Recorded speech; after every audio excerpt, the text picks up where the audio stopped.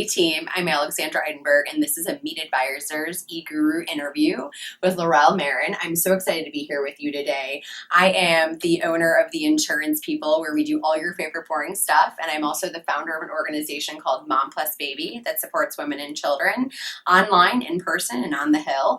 I'm excited to be here with you today and learn more about what you have going on. This interview series is all about mompreneurs and how they're making big things happen in the lives of their family, but also in others of their business.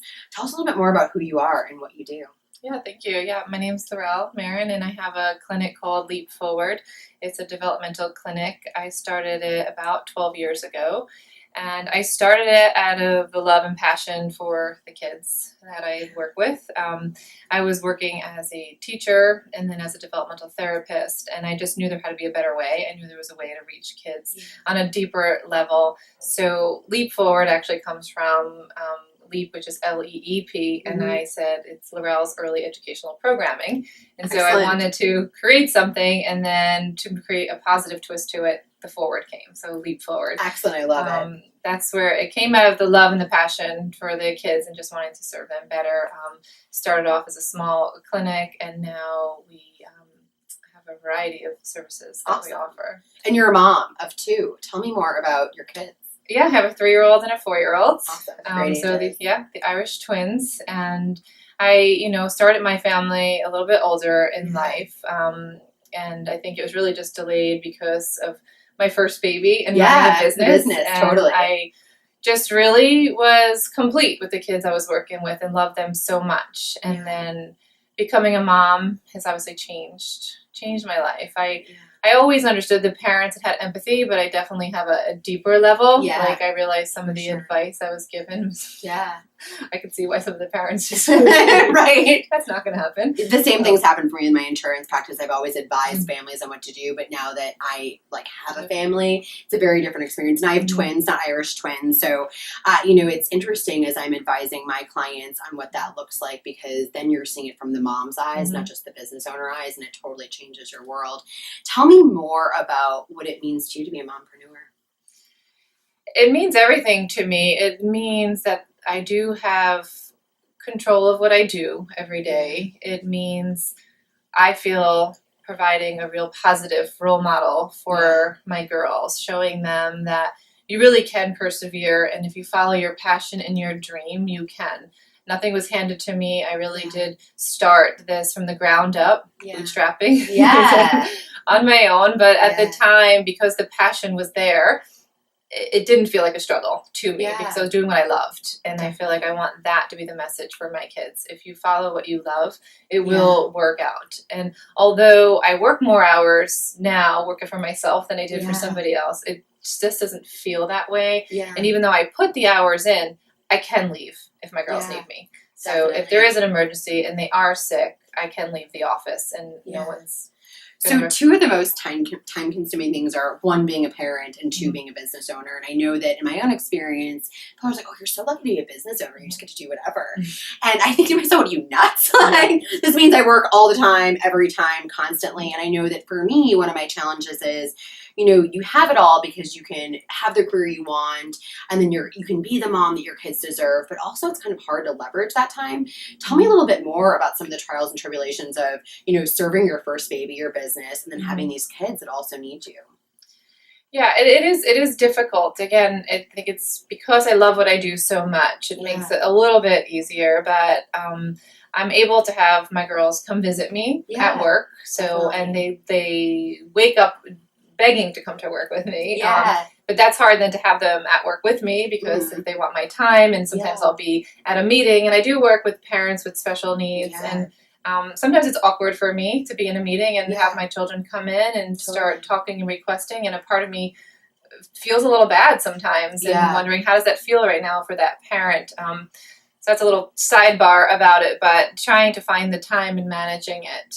I'm very fortunate. I have a stay-at-home dad for my children. Go wrong with that, definitely. I don't think I could work and put the many hours in that I do if my kids weren't with their dad. Totally. So that's very helpful, but still, it's coming to a point where my kids are now able to verbalize me not being at home, and they're really letting me know. The other day I was working, and I came home and I was putting them to bed, and they woke up, and I was on my phone, and I kind of was just looking at it and looking up and being very mindless about it. And I realized when I looked up and saw her face, and she just said, I just saw the sadness, and I said, oh my gosh, I'm so sorry. You know, I work a lot, and I'm going to work on something to change that for you. And she said, I was hoping you'd say that, Mommy. Yeah, definitely. And it struck me like a lightning bolt that, number one, you're 4, and I didn't expect to ever hear those words. They say really deep things. Yeah. Right. And so, and it really did change me. And I have been working on a plan to make sure I'm being more mindful of my time when I'm with them. And I know we discussed earlier, and you were talking about not having your phone near you at all the time. And I'm going to adapt that one too, because when it's near you, it's kind of impossible not to be looking at it. I have the same problem. And as I was saying earlier, you know, for me, I have the privilege of staying at home with my kids until 10 a.m. and getting their morning routine going and then starting my day. But I had this habit of this hour while we were playing, I'd bring my cell phone and respond to email clients, call my staff, get things coordinated. And then I had this epiphany, and I was like, what am I doing? Yeah. And I preach quality time. Like, if you're going to do something, do it quality, focus on that. And there I am on my cell phone responding to emails when I'm supposed to be playing with them. And it's not fair to me, but it's really not fair to them. So I know. That breaks my heart. Keep my phone. I know, it's terrible. And it's like, you know, I think that being a parent, you always want to offer the best to your kids. You want to kind of fix what your parents did wrong, do it better. And this whole new age of technology changes how we engage everything. And my kid's favorite toy is my cell phone, of course. But my new rule is I leave the cell phone downstairs when I go up to hang out with them in their room and play with them in their playroom. So mine too now. Yeah, excellent. And I think we can all learn from each other. There's always, you know, something to do. Now, you're so involved in education and helping children with special needs. What are you doing for your own kids for school? Well, my one daughter is at school. She just does public school, half-day preschool. So it was very important for me to just do half-day now. Yeah. And I was very passionate about the public school system for just being part of the community. I wanted them to go to school with kids that lived in the neighborhood. I wanted to be able to meet the families that are in our neighborhood. And so I was a little nervous what that would look like in Chicago. I grew up in New Jersey and New York. So, so she goes there, and I'm really, really happy with it. I love the teachers, we're very involved. I like the methodology that they use. In preschool, it's going to change in first grade, but I've my second daughter, I just enrolled her there too. So they'll both be there.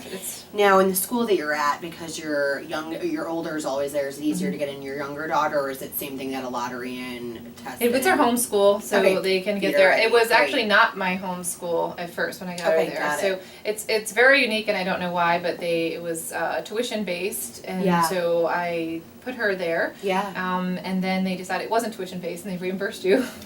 Oh, odd. In some of the Chicago public school preschool systems, you do have to pay for, and you have to test to get into. I really wanted her in there, so I was like, okay, I'm gonna pay for her to go there because this is the experience I want her. I want her half day. I want her public school. We wound up moving a month later, and it is now my home school. Perfect. I love it. Done and done. I happen to be a product of CPS, so I went to Chicago public schools. I went to Abraham Lincoln Elementary, and then later Lane Tech. So I do believe good people like me can come out of the public school system, and I'm happy to hear you're sending your kids through CPS, and I too plan on doing the same. And I want to have several more kids, and I'm looking forward to growing my family, and that experience and the engagement in your community is crucial, and I think that the public school system is like the best flavor of it. Right. So and I think you can make a difference. I work a lot, and I've had some moms that having some fundraisers, and so I wanted my business to support them. And they were they're really working hard for the school system, and I really had limited time, so they all came to my workspace to meet with me. And so nice. So so we're sponsoring like their fundraiser and just getting like more involved. I love it. So tell me some about some of the biggest successes of being a business owner in your company.